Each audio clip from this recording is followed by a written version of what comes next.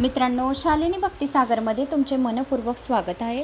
तर मित्रांनो, आज आपण या व्हिडिओच्या माध्यमाने ऐकणार आहोत शिव महापुराण संक्षिप्त, म्हणजे 24,000 मंत्रांचं हे शिव महापुराण आहे। तर ज्या महत्त्वाच्या कथा आहेत आपल्याला की ज्या ऐकल्याने सर्व पापांचा नाश होतो, असे हे संक्षिप्त शिव महापुराण आहे। जर तुमच्या कमेंट्स आल्या की ताई पूर्ण शिव महापुराण श्रवण करवा, तर पूर्ण करेल।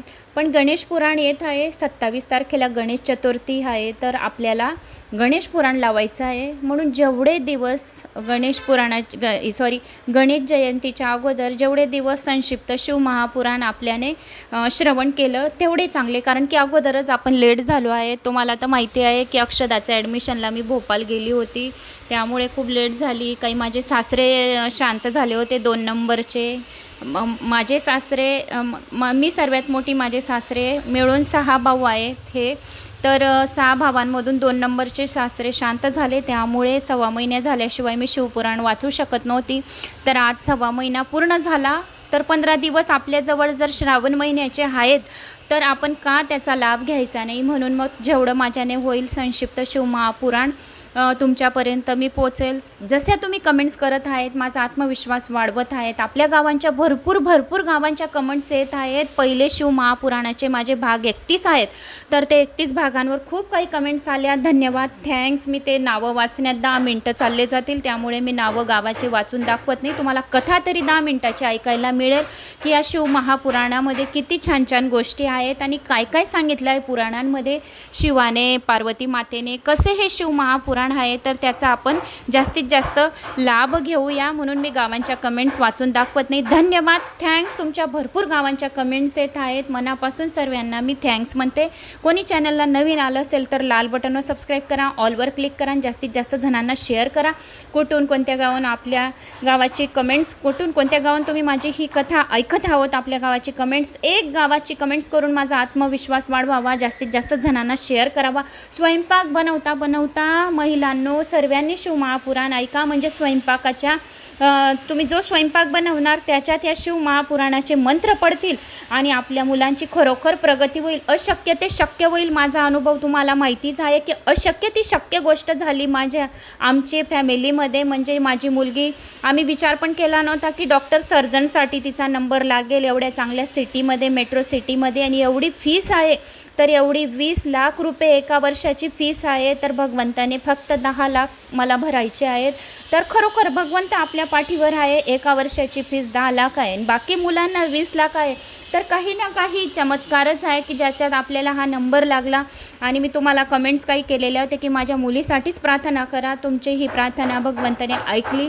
तर अशाच कथा ऐकून आपल्या मुलांची प्रगती करायला आपण सुरुवात करूया। श्रवण करा, मुलांची खरोखर प्रगती होते, आपल्याला अखंड सौभाग्याची प्राप्ती होते। घरात जर आर्थिक पैसा टिकत नसणार तर पैसासुद्धा टिकायला लागतो। सर्व काही गोष्टी आपल्याला शक्य होतात, फक्त कथा श्रवण करत राहा, सर्व पापांचा नाश करत राहा। असे हे शिव महापुराण आहे। तर आपण शिव महापुराणाला श्रवण करायला सुरुवात करूया। श्री गणेशाय नमो नमः। वक्रतुंड महाकाय सूर्यकोटी समप्रभ निर्विघ्नं कुरु मे देव सर्वकार्येषु सर्वदा। श्री शिव महापुराण। श्री गणेशाय नमो नमः। श्री पार्वती परमेश्वराय नमः। श्री सरस्वती नमः। श्री रुक्मिणी पांडुरंगाभ्याय नमः। श्री कुलदेवताय नमः। श्री कुलस्वामिनी नमः। श्री सद्गुरु साईनाथ महाराज की जय। श्री सद्गुरुवे नमः। श्री स्वामी समर्थाय नमः। अथ ग्रंथ प्रारंभ। शौनिक ऋषी सुतांना म्हणाले, मुनिवर्य, तुम्ही महाज्ञानी आहात, तुम्हाला सर्व सिद्धांतांचे उत्तम ज्ञान आहे।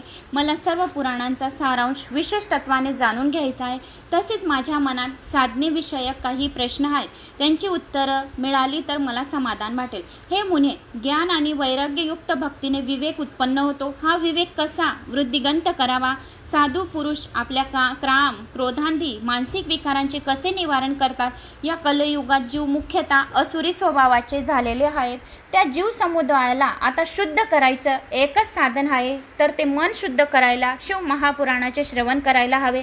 या कलयुगात जीव मुख्यतः खूप काही लोक शिव महापुराण ऐकून आपल्या जीवनाचे सार्थक करतात, म्हणजे शिव आणि शक्ती त्यांच्या पाठीशी उभी राहते. तर या कलयुगात सर्वात श्रेष्ठ असा उपाय शिव महापुराण श्रवणाने आहे. यावेळी तुम्ही मला असे एखादे शाश्वत साधन सांगा की जे कल्याणकारी वस्तूंमध्ये सर्वोत्तम उत्तम आहे, परम मंगलकारक असेल. तर तुम्ही मला जे साधन सांगणार ते सर्वोत्तम पवित्रकारक उपाय स्वरूप असावे. त्याच्या अनुष्ठानाने अंतकरण शुद्ध व्हायला हवे, निर्मळ मनाच्या उपासकांना शिव स्वरूप प्राप्त व्हायला हवे. असे हे शिव महापुराण 24,000 मंत्रांचे जो खूप भाग्यवान आहे त्यालाच हे शिव महापुराण ऐकायला मिळेल. सहजासहजी ज्याच्याजवळ खूप काही पुण्य जमा आहे त्याला शिव महापुराण ऐकायला मिळते. 18 पुराणांमध्ये सर्वात श्रेष्ठ असे शिव महापुराण आहे. श्रावण महिन्यात जो कोणी शिव महापुराण ऐकतो त्याला कोट्यावधी पुण्यफळाची प्राप्ती होते. 12 ज्योतिर्लिंगांमध्ये स्नान केल्याची प्राप्ती होते, 4 धाम यात्रा केल्याची पुण्यफळाची प्राप्ती होते,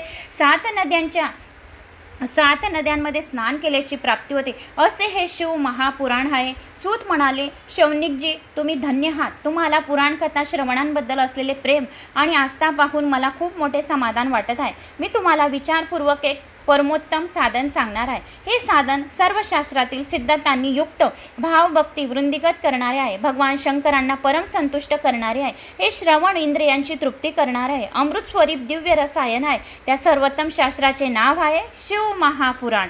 प्राचीन काळी भगवान शंकरांनी स्वतःच्या मुखाने याचे निरूपण केले आहे. स्वतः शंकरांनी याचे सर्व काही महत्त्व सांगितले आहे. हे कालरूपी सर्पापासून उद्भवणाऱ्या सर्व महान त्रासाचे निराकरण करणाऱ्या उत्तम अशा औषध आहे. गुरुदेव व्यासांनी सनतकुमारांच्या आज्ञेनुसार या पुराणांची मोठ्या आदराने रचना केली आहे. कलयुगात उत्पन्न होणाऱ्या सर्व मनुष्याचे हित व्हावे, त्यांचे सर्वार्थाने कल्याण व्हावे, हाच पुराणांच्या निर्मितीमागे मुख्य उद्देश होता. शिवपुराण हे परम उत्तम असे शास्त्र आहे. सर्व पापांचे नाश करणारे आहे. जर कोणी घरात सुद्धा शिव महापुराण श्रवण करत असेल, तुमचा चेहरा पण बघितला तरी सुद्धा त्या व्यक्तीचे पापांचे नाश झाल्याशिवाय राहणार नाही, असे स्वतः शंकरांनी सांगितले आहे. हे शिव महापुराण उत्तम असे शास्त्र भगवान शंकराच्या वाङ्मयी स्वरूप आहे. शिवजींचे हे विशाल स्वरूप सर्वांनी समजून घेतले पाहिजे.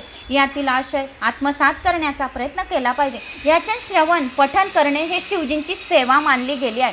ही शिवजींची आराधना आहे, हीच मुख्य साधना आहे. या उपासनेने शिवभक्ती दृढ होऊन साधकाचा उद्धार होतो. त्याला श्रेष्ठ अवस्था प्राप्त होऊन तो मोक्षाचा अधिकारी होतो. हे महात्म्य लक्षात घेऊन लोकांनी पूर्वीपासून हे पुराण वाचण्याची इच्छा ठेवून तसे प्रयत्न केले आहेत. त्यांनी या पुराणांच्या अध्ययनालाच आपले अभिष्ट साधन मानले आहे. याचे प्रेमपूर्वक श्रवण केल्याने मनुष्याचे इष्ट मनोरथ संपूर्ण पूर्ण होतात. जो मनुष्य प्रेमपूर्वक या शिव महापुराणाचे श्रवण करतो त्याच्या मनातल्या कठीणहून कठीण इच्छा पूर्ण होतात. तो पापमुक्त होतो. त्याला यमदूत हात लावत नाही. त्याला इहलोकी उत्तम सुख भोगून प्राप्त होऊन अंती त्याला शिवलोकापाशी जागा मिळते. शिव महापुराण नामक या ग्रंथात 24,000 श्लोक असून त्यांच्या 7 संहिता आहेत. मनुष्याने भक्ती आणि ज्ञान वैराग्ययुक्त होऊन या ग्रंथाच्या आदराने श्रवण करावे. हा ग्रंथ ग्रंथ परमात्मा स्वरूप स्वतः परमात्मा हा ग्रंथ आहे असे समजावे. असून तो जीवाला उत्कृष्ट गती प्रदान करतो. जो या ग्रंथाचे नित्य लक्षपूर्वक नुसतं वाचन करतो या श्रवण करतो तो आत्मा अतिशय पुण्यात्मा समजावा. भगवान शिव त्या व्यक्तीवर अतिशय प्रसन्न होतात. त्या पुरुषावर अतिशय प्रसन्न असतात. ते त्याला निजकृपेने आपले स्वतःचे पदच त्याला बहाल करून देतात आणि ते त्यांच्या हृदयामध्ये स्वतःच प्रवेश करून त्यांच्या इच्छा पूर्ण करतात.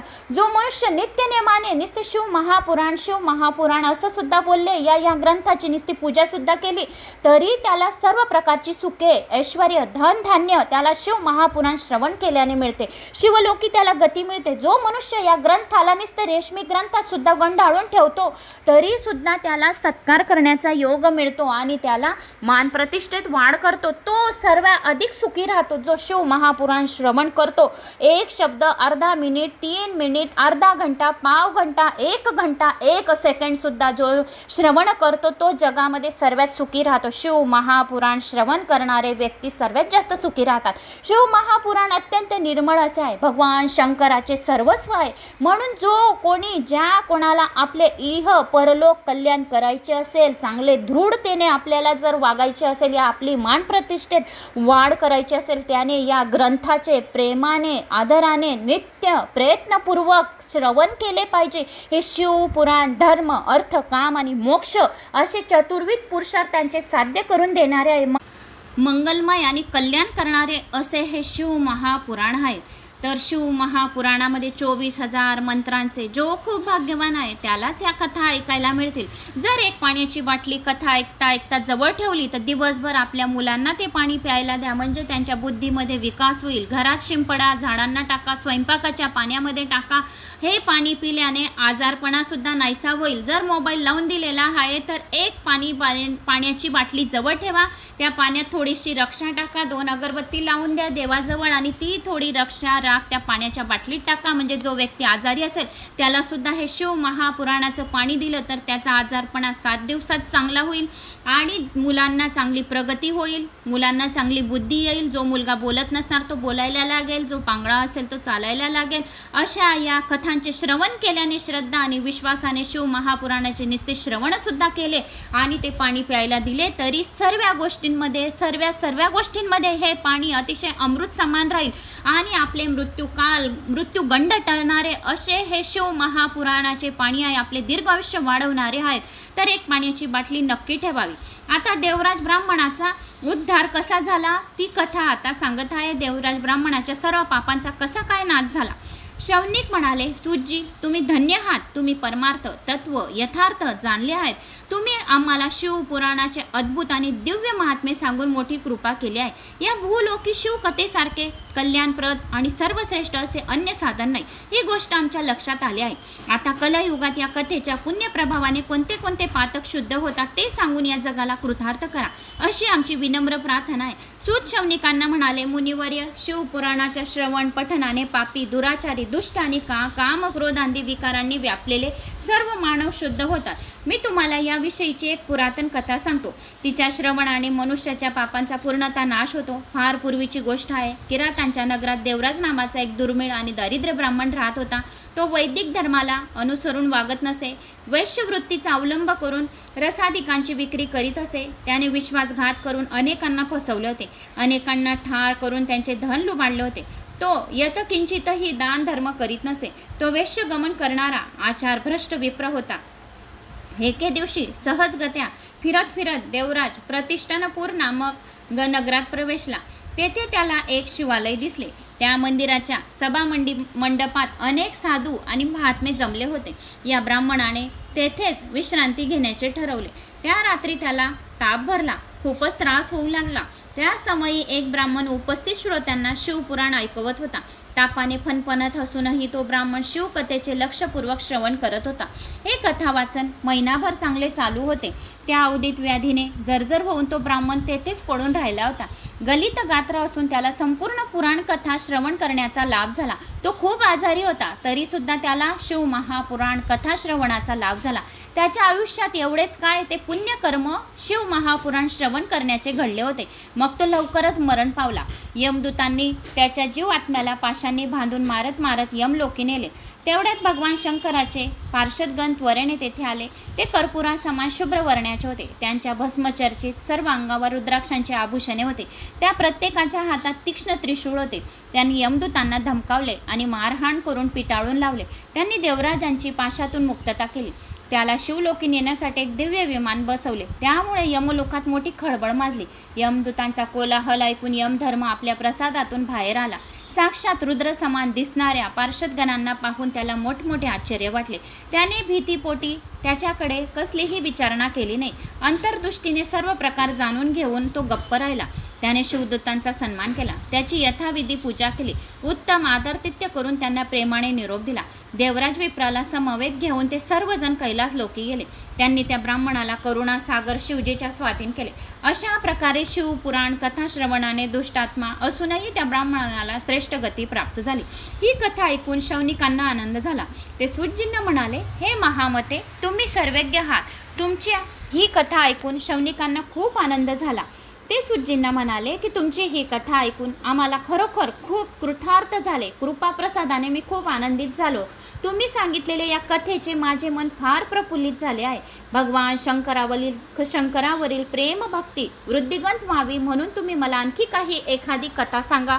मग त्यानंतर सूत म्हणाले, शौनिकजी, तुम्ही शिवभक्तांमध्ये अग्रगण्य आहात, वेदवेता ऋषींमध्ये श्रेष्ठ आहात, म्हणून मी तुम्हाला एक गोपनीय कथा सांगतो. पूर्वी समुद्र किनाऱ्यावरील प्रदेशात वाष्कल नावाचे एक गाव होते. तेथील ब्राह्मण वैदिक धर्मानुसार आचरण करत नसत. ते सर्वांचे सर्व दुष्ट, विषयासक्त, पापाचरण करणारे होते. त्यांच्या देवतांवर व भाग्यांवर अजिबात विश्वास नव्हता. ते कुटील वृत्तीचे होते. ते शेती करत असत, विविध शस्त्रे बाळगत असत. व्यभिचार करताना त्यांना काहीच वाटत नसत. ज्ञान, वैराग्य, सद्धर्माचे पालन हाच परम पुरुषार्थ आहे. या योगे मनुष्यांचे कल्याण होते ही गोष्ट त्यांना माहीतच नव्हती. आणि थोडक्यात सांगायचे तर मनुष्य असूनही ते ब्राह्मण पशुवत वागवत होते. जेथे ब्राह्मण समाजाची ही अवस्था, तेथे अन्य वर्णाविषयी काय सांगावे. त्या गावातील दुसऱ्या जातीचे लोकही स्वधर्म विमुख, वाईट कुत्सित विचाराचे, कुकर्म करीत आणि व्यसनी होते. तेथील स्त्रियाही पापसक्त, स्वइच्छेवर्तीने, कारस्थानी आणि व्यभिचारणे होत्या. अशा प्रकारे त्या गावात सद्व्यवहार, सदाचार, सुविचार याचे अस्तित्वच नव्हते. तेथे फक्त दुष्ट माणसंच राहत होती. वाष्कलमध्ये बिंदुक नावाचा एक ब्राह्मण राहत असे. तो अधर्मी, दुरात्मा आणि महापापी होता. आणि चंचुला ही त्याची पत्नी, ही मात्र धर्मानुगामी होती. तिच्यासारखी सुंदर साध्वी पत्नी असून तो ब्राह्मण वेश्यागमन करत असे, वेश्येकडे जात असे. तो आपली पत्नीची नेहमीच उपेक्षा करीत असे. त्याचा सहवास न लाभल्यामुळे चंचुला कामपिढेने रात्रंरात्र तळपडत राहत होती. पतिव्रत्या धर्माला आणि स्वतःच्या चरित्र्याला कलंक लागू नये म्हणून तिने बराच काळ सर्व क्लेशांना सहन केले. तिने आपल्या पतीचे मन वळवण्यासाठी सर्व परीने प्रयत्न केले, पण सर्व प्रयत्न तिचे व्यर्थ गेले. त्याचा स्वभाव बदललाच नाही. शेवटी ती तरी किती सहन करणार. पतीच्या वागणुकीला कंटाळून तीही धर्मभ्रष्ट झाली, व्यभिचार करू लागली. काही दिवसांनी तिच्या पतीने एका शूद्र जातीतील वेश्येशी लग्न केले आणि अनन्य संसार थाटला. चंचुला आपल्या पुत्राचे जमेल तसे पालन पोषण करू लागली. अशी बरीच वर्ष लोटली गेली. बिंदुक ब्राह्मण वादरग्याने मरण पावला. यमदूतांनी त्याला नरकात घालून अनविनीत यातना दिल्या. मग त्याला पिशाच योनीत जन्माला घातले. तो दुष्ट पापी ब्राह्मण भयंकर पिशाच योनीत विद्या पर्वतामध्ये भटकू लागला. पतीच्या निधनानंतर मूळमती चंचुला आपल्या मुलांच्या संसारात रमली होती. एके दिवशी कुठल्या तरी पुण्यपर्वणी निमित्त ती आपल्या भाऊबंधासमेत गोकर्णे क्षेत्री गेली. यात्रा करून तीर्थस्नान करताना पाहून तिनेही एका तीर्थात स्नान केले. मग ती यात्रेतील मौज पाहत इकडे तिकडे भटकू लागली. फिरत फिरत एका मंदिरात गेली. तेथील मंडपामध्ये एक ब्राह्मण शिव महापुराणाची कथा श्रवण करत होते. शिवकथा निरूपण करत होता. भगवान शंकराची परम पवित्र आणि मंगलकारक पौराणिक कथा ही लक्षपूर्वक चंचुला पण ऐकू लागली. कथेच्या अनुषंगाने तो ब्राह्मण श्रोत्यांना उद्देशून मंगलकारक पौराणिक कथा ती सुद्धा लक्षपूर्वक ऐकत होती आणि म्हणाला, ज्या स्त्रिया व्यभिचार करतात ना, त्यांना मृत्यूनंतर यमलोकामध्ये फार त्रास सहन करावा लागतो. ज्या स्त्रिया व्यभिचार करतात त्यांना मृत्यूनंतर यमलोक प्राप्त होतो.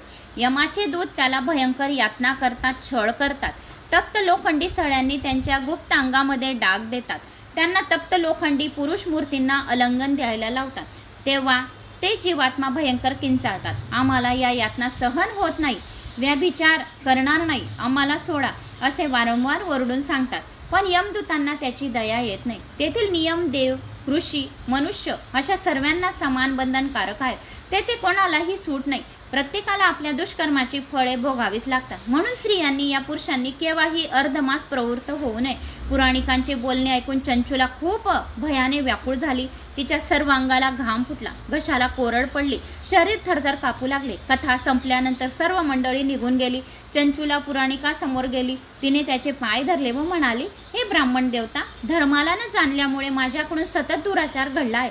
तुझ्या मुखातून प्रवचन, शिव महापुराणाचे प्रवचन ऐकून मला माझी मरणोत्तर गती स्पष्ट दिसत आहे. मला यमदूत हात लावेल. माझे दुष्कर्म आठवून मला भयंकर कंपित झालेले आहे माझे मन. माझ्या मनात संसारविषयी अनासक्त निर्माण झाली आहे. मी पापिनी आहे, मी मूढ झाली आहे. हाय रे देवा, आता माझी दुर्गती कोणीही टाळू शकत नाही. मला नरक यातना भोगाव्या लागतील. नरक यातना भोगत असताना कोणता बुद्धिमान पुरुष मला साथ देईल. मृत्यूसमयी मला नेण्यासाठी आलेल्या भयंकर यमदूतांना मी पाहू शकेन काय? मी त्यांच्या समेत धैर्याने जाऊ शकेन काय? नरकात माझ्या शरीराचे तुकडे तुकडे करण्यात येतील, मला दुःख यातना भोगण्यात येतील. मी कशा सहन करणार?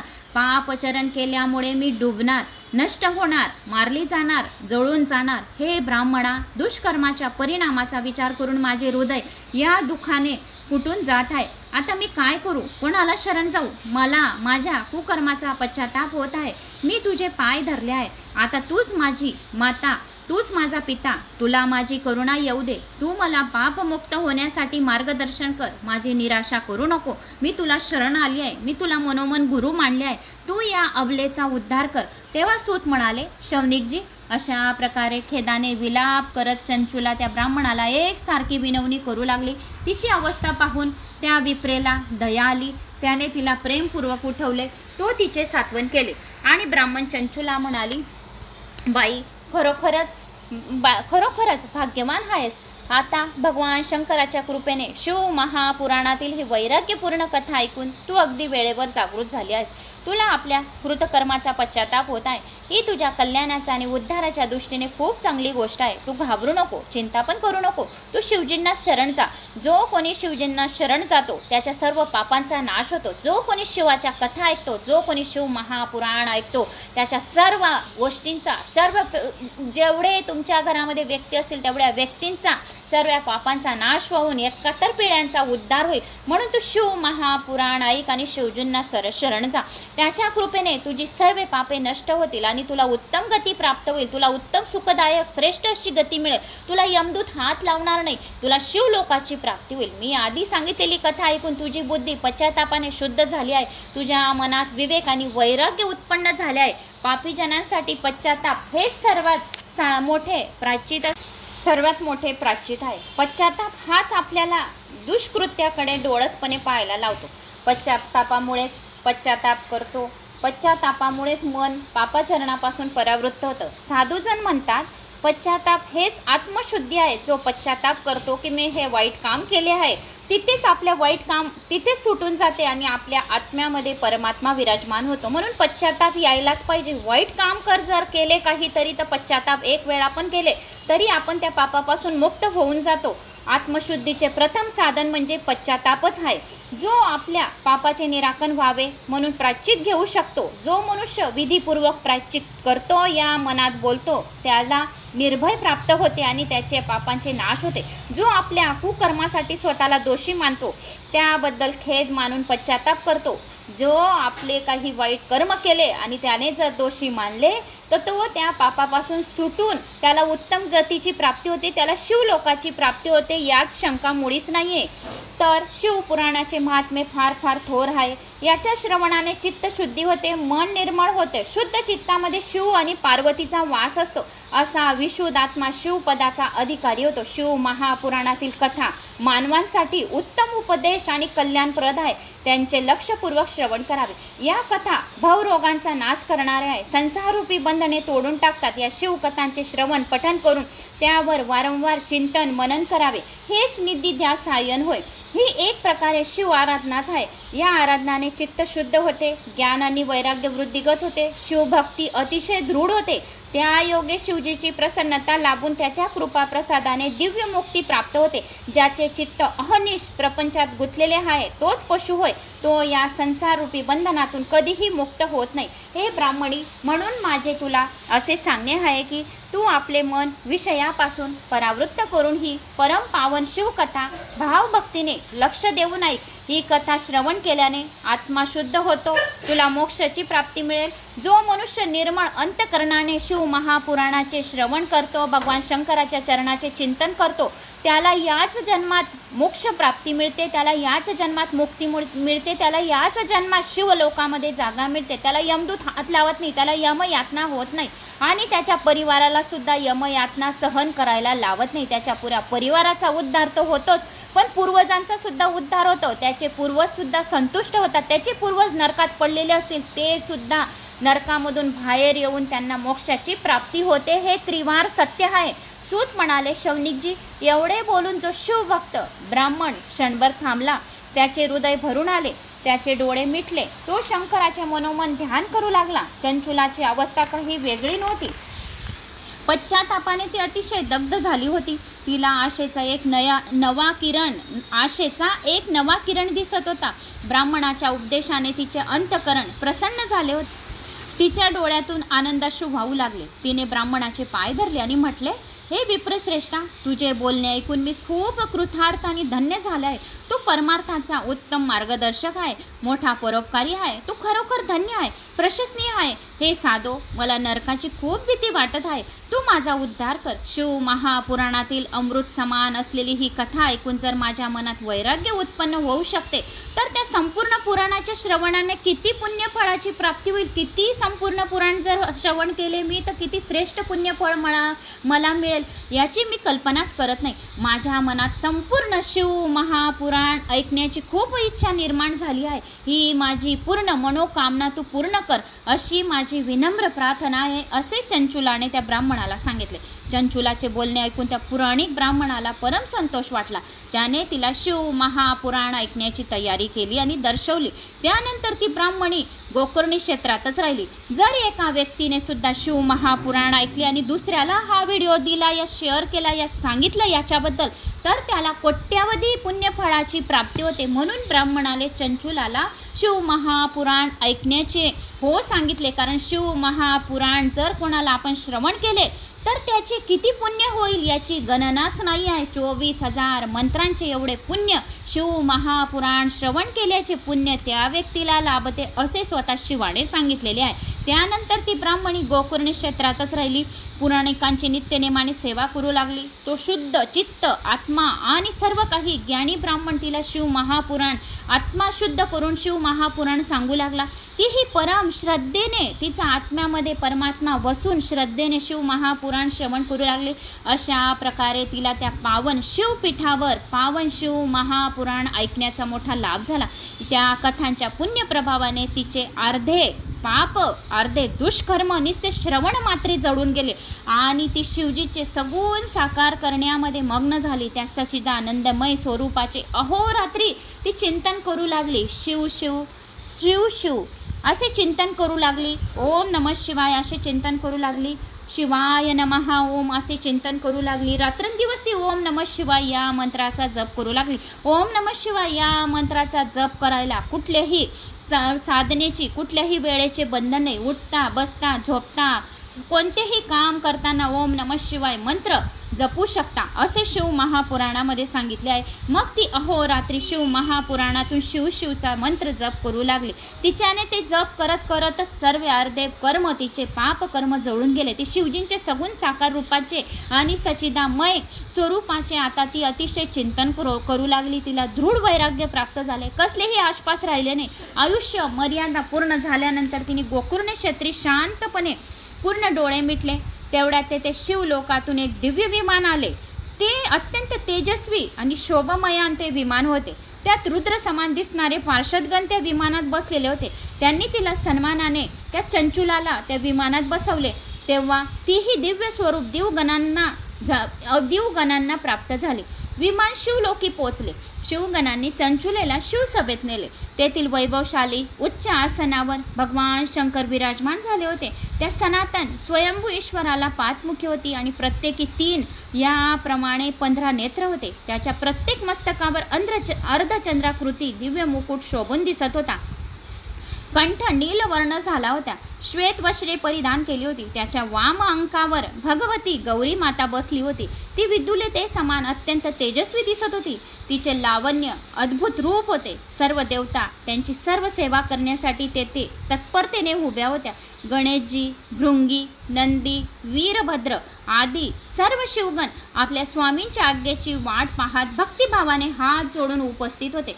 आपल्या आराध्य दैवताचे अर्थात भगवान शंकराचे ते परम उज्ज्वल दिव्य स्वरूप पाहून चंचुला खूप प्रसन्न झाली. तिने त्यांना वारंवार प्रणिपात केला. प्रणिपात म्हणजे नमस्कार केला. हात जोडून विनम्र भावाने उभी राहिली. तिचा कंठ अतिशय सद्गतीत झाला. तिला खूप रडू आले आणि डोळ्यातून आनंदाश्रू वाहू लागले. तिची ही अवस्था पाहून शिव पार्वतीचे अंतःकरण करुणेने भरून आले. त्यांनी तिच्याकडे कृपादृष्टीने पाहिले आणि तिला प्रेमाने जवळ बोलवले. त्यानंतर चंचुला पार्वतीची सखी होऊन परममंगल शिवलोकी अक्षय सुखाचा तिला लाभ झाला आणि कालक्रमणा करू लागली. अशी ही बिंदू आणि चंचुलाची कथा होती. तर या चंचुलेच्या कथेमध्ये चंचुलाला मोक्षाची प्राप्ती झाली, कारण शिव महापुराण 24,000 मंत्रांचं हे शिव महापुराण तिने काही पुण्य केलेलं होतं. तर तिच्या वाटेमध्ये काही, तिच्या पदरामध्ये काही पुण्य होतं, तर तिला शिव महापुराणाच्या कथा श्रवण करायला मिळाल्या आणि तिला मोक्षाची प्राप्ती झाली. शिवगणांसह ती त्या विमानात रुद्र लोकामध्ये गेली आणि शिव पार्वतीच्या सानिध्यात ती ढसाढसा रडू लागली. तिच्या सर्व पापांचा नाश होऊन तिला शिवलोकाची प्राप्ती झाली. जशी चंचुलाला शिव महापुराण कथा श्रवण केली, तिच्या सर्व पापांचा नाश झाला. ती एक वेश्या होती, तरी सुद्धा ती त्या सर्व पापांचा नाश करून शिव महापुराणाचे सानिध्य घेऊन तरी सुद्धा तिला चांगली गती प्राप्त झाली. कोणीही, कोणताही शूद्र कितीही पापी असो, जर त्याने शिव महापुराण श्रवण केल्या मात्र त्याचे सर्व पाप नष्ट होतात आणि सर्व पापांपासून मुक्त होतं आणि त्याला शिवलोकाची गती प्राप्त होते. तर अशी ही चंचुलाची कहाणी होती, चंचुलाची कथा होती. तर एका ब्राह्मणाने ही कथा तिला गोकर्णी क्षेत्रामध्ये चंचुलाला शिव महापुराण श्रवण करवलं आणि शिव महापुराण श्रवण केल्यानंतर तिला मोक्षाची प्राप्ती झाली. आता तिला चंचुलाला पुढची कथा आहे. तर चंचुलाला आता असं वाटेल की आपला पती कुठे आहे, आपल्या पतीला पण आपण मोक्ष प्राप्ती करून द्यावे, कारण तिच्या पतीने पण वेश्यागमन केलेले होते. वेश्याबरोबर जायचा, वेश्याबरोबर राहायचा. त्याला यमदूताने म्हणजे खूप चाबुकाने कष्ट केले असेल आणि यमदूताने त्याला खूप त्रास दिला असेल. आता हे चंचुलाच्या मनात येत असेल की आपला पती कुठे असावा, कुठे बरं नाही. तर तिच्या मनात आता वारंवार चालू असेल की आपला पती काय करत असेल, कुठे असेल, मला त्याला भेटायचं आहे. तर ती माता पार्वतीला प्रार्थना करेल आणि ती स्वतः शिव महापुराण त्या बिंदुकला सुद्धा सांगेल, म्हणजे तिच्या पतीला सांगेल आणि त्यालासुद्धा मोक्षाची प्राप्ती करून देईल. तर पुढे शेवटपर्यंत ऐका, म्हणजे कथा तुम्हाला चांगली वाटेल. आता तिच्या पतीला कसा मोक्ष मिळाला बरं ते ऐकूया. श्री गणेशाय नमो नमः. बिंदुक ब्राह्मणाची कशी पिशाच योनीतून मुक्तता केली चंचुलाने ते आपण आता पुढे ऐकूया. मग पुढे सूत म्हणाले, शौनिकजी, चंचुला भगवती उमा म्हणजेच उमादेवीची अर्थात पार्वती माताची मनपूर्वक सेवा करीत होती. चंचुला भगवती उमा आणि पार्वती माताची मनाने सेवा करण्यात खूप दंग होती. एके दिवशी ती आनंदमयी अंबिकेपाशी गेली, पार्वती मातापाशी गेली आणि तिने पार्वतीला नमस्कार केला, कारण ती शिवलोकातच होती. शिव आणि पार्वतीची सेवा करण्यात दंग होती. मग एके दिवशी ती अंबिकेपाशी गेली आणि तिला नमस्कार केला आणि मधुर शब्दांनी तिने अंबिका मातेची स्तुती केली. चंचुला म्हणाली, हे गिरिजा नंदनी, हे गिरिराज नंदनी, हे स्कंद माता, हे शंभूप्रिये उमा, तुला माझा नमस्कार असो. तू सर्वांना सुखदायक आणि कल्याणप्रद आहेस. तू ब्रह्मस्वरूप आहे, तू सगुण स्वरूप आहे, निर्गुण पण तूच आहे. तू विश्वाची आदी कारण आहे. जगाची निर्मिती, त्याचे पालन, संरक्षण आणि त्यांचा संहार या सर्व गोष्टी लीला तू आदी कारण आहे.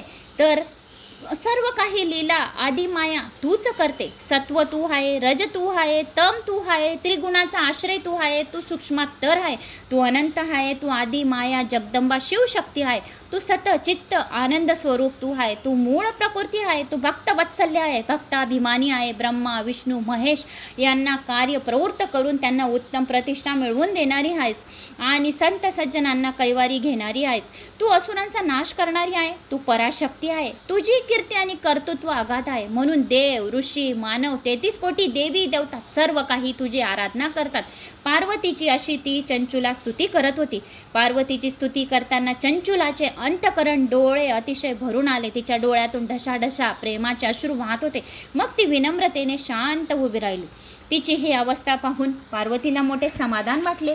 पार्वतीला वाटले की हिने माझी खूप छान स्तुती केली, म्हणून तिला खूप समाधान वाटले आणि तिने तिच्याकडे करुणामयी दृष्टीने पाहिले. ती म्हणाली, चंचुले, सखी म्हणजे माझी मैत्रीण, सखी सखी म्हणजे मैत्रीण, तू प्रिय माझी सखी आहे. शिवलोकी सद्गती प्राप्ती झाल्यामुळे तुझ्या मनात करुणामयी दृष्टीने पाहिले. ती म्हणाली, चंचुले सखी, शिवलोकात तू असून माझी एवढी स्तुती केली. मी तुझ्यावर खूप प्रसन्न झाली आहे. तुझ्या मनात आम्हा दोघांबद्दल अपार कृतज्ञता आहे. मी हे जाणते. तू माझी अत्यंत आदराने स्तुती केली, त्यामुळे मी प्रसन्न झाली आहे. जो कोणी ही माझी स्तुती ऐकेल तरी पण मी त्याच्यावर अत्यंत प्रसन्न होईल, त्याच्या सर्व पापांचा नाश होईल, असे अंबिकेने चंचुलाला सांगितले. तुला काय वरदान पाहिजे आहे ते सांग, मी तुझ्यावर खूप प्रसन्न झाली आहे. चंचुला म्हणाली, हे गिरिराज कुमारी, तू दीनपतींचा उद्धार करणारी आहे. माझे पती बिंदुक हे ब्राह्मण असूनही वेदविहित आचरण करत नसेल. ते व्यभिचारी सदैव पापाचरण करणारे होते. एका शुद्ध जातीच्या एका वेश्येवर ते फार आसक्त होते. तिच्या सहवासातच राहायचे, तिच्या सहवासात रमायचे. ते माझ्या आधी मरण पावले आहे. माझे पती माझ्या आधी मरण पावले आहे. आयुष्यभर दुष्कर्म केल्यामुळे त्यांना कोणती गती, कोणता जन्म प्राप्त झाला आहे ते तुम्ही मला सांगू शकणार का? मी त्या विचारातच आहे. हे जगतजननी, हे सर्व साक्षी, हे अंबिके, हे आदिमाया, हे आदिशक्ती, हे सर्वज्ञ तू आहेस. माझे पती आता कोणत्या अवस्थेत आहेत, ते कोठे आहेत, हे मला सांगण्याची तू कृपा करशील का? तू मला मैत्रीण मानते, मी तुझी सखी आहे, तर मग माझे पती कुठे आहेत? हे अंबिके, माझे पती कुठे आहेत ते मला सांग. तू असा काहीतरी उपाय कर की ज्या योगे माझ्या पतीचा पण उद्धार होवो आणि मी त्याला भेटो, पुनर्भेट माझी त्याची घडून येवो, हीच माझी प्रार्थना आहे. अशी चंचुला त्या सखीला, तिच्या पार्वती मातेला, तिच्या सखीला जगतजननी आदी माया, आदी शक्ती, आदी जगदंबा माताला विनवण्या करून, खूप स्तुती करून तिला प्रार्थना केली की माझ्या पतीने आयुष्यभर वेश्येबरोबर दुष्कर्म केले, वाईट कर्म केले, त्याला काही सद्गती प्राप्ती झाली नसणार. तो कोणत्या गतीत प्राप्त झाला आहे, तो कोणत्या यवनीत त्याला जन्म झालेला आहे. माझ्या मनात, मी ज्या दिवसापासून शिवलोकामध्ये आलेली आहे तेव्हापासून माझ्या मनात हाच विचार चालू आहे की माझा पती कुठे असेल, माझी त्याची पुनर्भेट होईल का? तो पण इथंच असेल कुठे आसपास. मी इथं शिवलोकात आहे, तर माझे पती पण इकडे नरक लोकात आहे की कुठे आहेत, की कोणत्या लोकात भटकत आहेत, हे मला जाणून घेण्याची खूप इच्छा आहे. हे जगतजननी, हे अंबिके माता, हे स्कंदमाता, हे गिरिराज नंदनी, हे शंभूप्रिय, हे उमापती, हे रज जप सर्व काही त्रिगुणांची तू स्वामिनी आहे. तर तू मला सांगू शकशील का की माझा पती कुठे आहे? पार्वती म्हणाली, मुली, तुझा पती बिंदू दुष्ट आणि महापातकी होता. त्याचे अंतकरण दूषित होते. तो अतिशय दुःखद अवस्थेत निधन पावलेला आहे.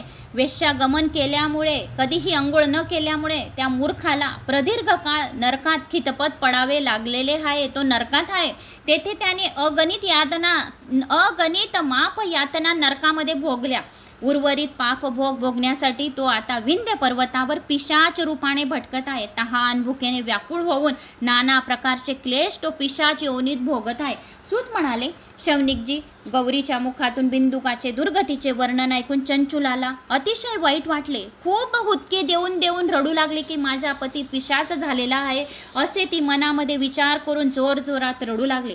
कसे बसे तिने स्वतःला आता सावरले. मग पार्वतीला हात जोडून, जगदंबेला, अंबे माताला हात जोडून म्हणाली, हे माहेश्वरी माता, पतीच्या सतवृत्तांत जाणून माझे मन आक्रोश करीत आहे. माझ्या पतीला पापमुक्त कसे करणार? मी फार व्यतीत झालेली आहे. हे महादेवी, हे अंबिके, मी तुला शरण आली आहे. तू माझ्यावर कृपा कर ना. माझ्या पतीला पण सद्गती मिळो. कुत्सित बुद्धी असल्यामुळे माझ्या दुष्ट पतीला त्वरित सद्गती काही मिळेल, काहीतरी योजना इथं होईल का? या नरक लोकामध्ये माझ्या पतीला पण सद्गती मिळेल, असं काही होईल का? मी तुझी सदैव ऋणी राहील, असे त्या चंचुलाने पार्वती मातेला सांगितले. पार्वती म्हणाली, चंचुला, शिव महापुराणाचे श्रवण केल्याने तुझा पतीसुद्धा पिशाच यवनीतून मुक्त मिळेल. तर तुझ्या पतीला पण शिव महापुराण जर त्याने श्रवण केले ना, तुझ्या पतीला सुद्धा मुक्ती मिळेल, शापमुक्त होईल, पिशाच योनीतून मुक्त होईल. शिवपुराणाचे महात्म्य खूप थोर आहे, अगम्य आहे. एक शब्द, एक लाईन, 1 मिनिटसुद्धा, अर्धा मिनिटसुद्धा या शिव महापुराण असे सुद्धा बोलले तरी सुद्धा त्याच्या सर्व पापांचे पर्वतच्या पर्वत जळून भस्म होतात. जो खूप भाग्यवान आहे तोच शिव महापुराण श्रवण करू शकेल. सहजासहजी हे शिव महापुराण कोणीच श्रवण करणार नाही. जर शिव महापुराण श्रवण करता करता जर कोणाचा धक्का पण त्या व्यक्तीला लागला तरी सुद्धा त्या व्यक्तीच्या पापांचा नाश झाल्याशिवाय राहणार नाही. असे हे शिव महापुराण अत्यंत पवित्र असे आहे. तर चंचुला, शिव महापुराणाचे त्याला श्रवण करव. तर तुझ्या पतीने यातील पुण्यवान कथा जर शिव महापुराणाच्या जर त्याने श्रवण केल्या, त्याच्या जन्मोजन्मांची 7 जन्माची पातके निरसन होऊन त्याला उत्तम गती प्राप्त होईल. गौरीच्या मुखातून प्रकटलेली ती अमृतमयी आशीर्वचन होती. तिच्या बोलण्याने चंचुलाचा शोक दूर झाला, अंतःकरण शांत झाले. तिने भगवतीला हात जोडले व म्हणाली, माते, तू माझ्या पतीच्या उद्धारासाठी सर्वश्रेष्ठ उपाय सांगितला आहे. आता तूच त्याला शिव महापुराण ऐकवण्याची काहीतरी व्यवस्था कर ना, अशी माझी प्रार्थना आहे. चंचुलाच्या विनंतीला मान देऊन पार्वतीने शिवलीलांचे गुणगान करणाऱ्या गंधर्वराज तुंबरूला त्वरित बोलवले. पार्वती मातेने तुंबरूला लगेच बोलवले आणि विनंती करून त्याला सांगितले, वत्सा, तू भगवान शंकराचा भक्त आहेस. तुझ्या माझ्यावर तितकेच प्रेम आहे जेवढे तुझे शिवावर प्रेम आहे. तू माझे मनोगत जाणतोस. माझे कार्य सिद्ध करण्यासाठी नेहमी तू तत्पर असतो. तुझे कल्याण असो. वत्सा, आता मी काय सांगते तू लक्षपूर्वक ऐक. ही माझी सखी, ही माझी मैत्रीण, ही माझी सखी चंचुला आहे. तू हिच्या समवेत, तू हिच्या बरोबर विंध्य पर्वतावर जा. तेथे एका भयंकर पिशाचाचा संचार आहे. त्याचे पूर्वजन्माचे नाव बिंदुक होते. तो ब्राह्मण या चंचुलाचा पती आहे. कुसंगतीने तो प्रतभ्रष्ट झाला होता. क्रोधाने त्याची बुद्धी फिरली होती. तो विवेकहीन आहे. त्याला आपल्या कर्तव्याचा विसर पडला होता की आपले कर्तव्य रोजचे काय आहे हे त्याला माहीत नव्हते. त्याने स्नान, संध्या, नित्यकर्म सर्व काही सोडून दिली होती. दुर्जनांशी मैत्री करायचा, वेश्येबरोबर संभोग करायचा. तो संजनांचा द्वेष करू लागला. अभक्षण भक्षण करणे, दूषित वस्तूंचे दान घेणे, शस्त्रे बाळगून हिंसा करणे, लोकांना त्रास देणे, त्याची घरांना आग लावणे, वेश्यगमन करणे ही त्याचे स्वाभाविक कर्म झाली होती. पुढे त्या दुष्टाने स्वतःच्या पत्नीचा जो कोणी त्याग करतो त्याला खूप काही यातना होतात. एका शुद्ध जातीच्या वेश्येशी त्याने आपली पत्नी सोडून वेश्येशी त्याने विवाह केला. अशा प्रकारे तो मरेपर्यंत दुराचारच करत राहिला. मृत्यूनंतर यमदूतांनी त्याला खूप यमयातना केल्या. त्या दुरात्माला यमयातना केल्या आणि यमलोकी घेऊन गेले. कुंभीपाकात फेकले, रौर नरकामध्ये टाकले, अनछन छळ यातना केल्या. कालांतराने त्या पापा यात्म्याला खूप काही नरक यातना करून पिशाच योनीमध्ये फेकून दिले आणि पिशाच योनीमध्ये तो जन्माला घातले. तोच बिंदू चंचुलाचा पती आहे. आता तो पिशाच रूपाने विंध्य पर्वतावर फिरत आहे. बाकीचे उर्वरित पापांचे फळ भोगत आहे. शिवपुराणातील दिव्य कथा सर्व पापांचा नाश करणारे आहे आणि पुण्याचा वाटा संचय करणारे आहे. पुण्य अधिक करणारे आहे. 7 जन्माचे पाप नाश करून अधिकाधिक पुण्य वृद्धी करणाऱ्या या शिवपुराणांच्या कथा आहेत. या कथांचे श्रवण करणे सर्वोत्कृष्ट पुण्यकर्म आहे. तू त्यांच्या सन्मुख शिवपुराणाचे वाचन कर. त्या श्रवणाने, प्रभावाने तो बिंदू, तो पिशाच पापमुक्त होईल. त्यांचे अंतःकरण शुद्ध होऊन तो प्रेत यवनीतून मुक्त होईल. त्या गतीतून बाहेर आल्यावर त्याला दिव्य विमानातून तू शिवलोकी घेऊन ये. जोपर्यंत तो पिशाच यवनीतून सुटणार नाही तो आपल्या शिवलोकाच्या विमानामध्ये, या दिव्य विमानामध्ये तो बसू शकत नाही. म्हणून तू शिव महापुराण त्याला श्रवण कर. तो शिव महापुराण श्रवण करेल, पापापासून मुक्त होईल, पिशाच योनीतून मुक्त होईल आणि तो आपल्या शिवलोकाच्या विमानामध्ये बसेल आणि मग माझ्याजवळ शिवलोकी घेऊन ये. असे तिने पार्वती माताने, जगदंबेने, अंबेने तुंबरूला म्हणजे त्या वत्साला सांगितले. त्याला शिवजी समोर उपस्थित कर. सूत म्हणाले, शौनिकजी, तुंबरू हा नारदाचा मित्र, तो उमा महेश्वराचा महान भक्त. अंबिकेने आपल्या सेवेची संधी त्या तुंबरूला दिली. मनोमन खूप तुंबरूला आनंद झाला की आपल्याला या सेवेची संधी मिळाली. आपल्या भाग्याचा हेवा आता त्याला वाटू लागला. आता आपल्या भाग्याचा हेवा त्याला तो चंचुलाला समवेत घेऊन विमानाने विंध्य पर्वतावर आला. तेथे त्याला अक्राळ विक्राळ असे एक पिशाच रूप दिसले. त्याचे शरीर विशाल होते. चेहऱ्याच्या मानाने त्याची हनुवटी बरीच मोठी होती. तो कधी हसत होता तर कधी रडत होता, कधी अस्तव्यस्त उड्या मारत होता. आपल्या पतीची ती अवस्था पाहून चंचुला खूप रडू लागली आणि खूप वाईट वाटले. अस्तव्यस्त अशी तिची परिस्थिती, त्याची परिस्थिती पाहून ती खूप उद्गे देऊन रडू लागली. महासामर्थ्यवान तुंबरूने पिशाच रूप बिंदकाला पाशांनी बांधून टाकले. त्यानंतर पवित्र स्थान पाहून एक सुशोभित मंडप घातला. पिशाचाला त्या मंडपात आणून ठेवले आणि मग आणून बांधले आणि बसवले. विंध्य पर्वतात अनेक ऋषी मुनी तपश्चर्येसाठी आलेले होते की ज्यांना माहीत पडले की शिव महापुराण येथे वाचत आहे, इथे श्रवण करत आहे, तर खूप जण तेथे आसपास जमा झाले. ऋषी मुनी तपश्चर्येसाठी उद्देशाने आश्रम बांधून राहत होते. एका पिशाच्या उद्धारासाठी तुंबरू भगवती अंबिकेच्या आज्ञेने शिव महापुराणाचे वाचन होणार आहे ही वार्ता बघता बघता सर्व दूर पसरली. हे पावन शिवकथांचे आपल्याला पण श्रवण घडावे. अनेक वयोवृद्ध, तपवृद्ध, ऋषी, देवर्षी शिष्यांसह तेथे आले. तुंबरूने त्या सर्वांचे मनपूर्वक स्वागत केले. त्यांना आदराने मंडपात बसवले. ते सर्व श्रोते स्वतःच्या कल्याणासाठी तेथे आले होते. एवढ्या मोठ्या श्रोत समुदाय पाहून तुंबरूचे मन प्रफुल्लित झाले. हातामध्ये वीणा घेऊन त्याने शिवपुराणातील अमृतकथा ऐकवण्यास सुरुवात केली. त्याने पहिल्या विंध्येश्वर संहितेपासून 7व्या वायू संहितेपर्यंत शिवपुराण संपूर्ण त्याचे महात्म्याचे वर्णन केले. त्या अमृत मधुर श्रवणाने उपस्थित श्रोतेगण धन्य धन्य झाले. सर्वांचे पाप नष्ट झाली. सर्वांना शिवलोकाची प्राप्ती झाली. त्या पुण्यकथाच्या प्रभावाने बिंदुक ब्राह्मणाची पूर्वजन्मकृत संपूर्ण पापे जळून भस्म झाली. त्याची पुण्यवृद्धिगत झाली. तो पिशाच योनीतून तत्काळ मुक्त झाला. त्याला रुद्र समान दिव्य रूप प्राप्त झाले.